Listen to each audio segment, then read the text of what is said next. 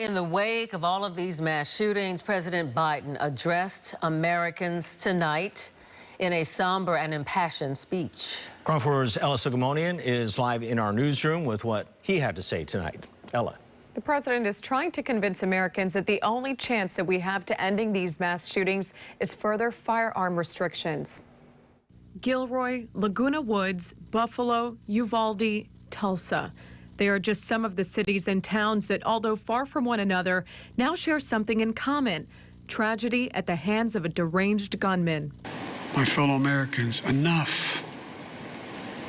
Enough. It's time for each of us to do our part. President Biden went on to explain that doing our part means making it harder for anyone with bad intentions to get their hands on a gun, pointing to a startling statistic that more American children die in a shooting than in any other way.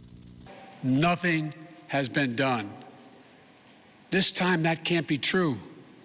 This time we must actually do something. His focus now in the wake of these living nightmares is to convince Congress to pass stricter gun control measures, explaining that it is not about limiting the Second Amendment right.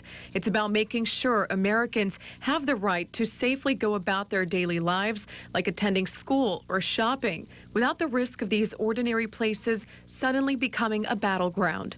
With more firearms in circulation than there are American citizens, South Bay Congresswoman Zoe Lofgren admits it's a tough task to curb gun violence, but insists lawmakers need to do whatever it is in their power to try and stop it. However, a majority of Republican lawmakers stand in the way of new gun laws, and she says their answer has largely been more guns for potential heroes to save the day. Something like 70% of Republican voters think we ought to have universal background checks. So I would hope that the Republican House members reflect their voters and not the NRA. The Congresswoman tells me that she remains hopeful, saying that some Republicans expressed that they do want to do something about this, with her own Republican constituents here begging the questions why an 18-year-old shooter could get his hands on an assault weapon when he couldn't legally buy a beer. Back to you in the newsroom.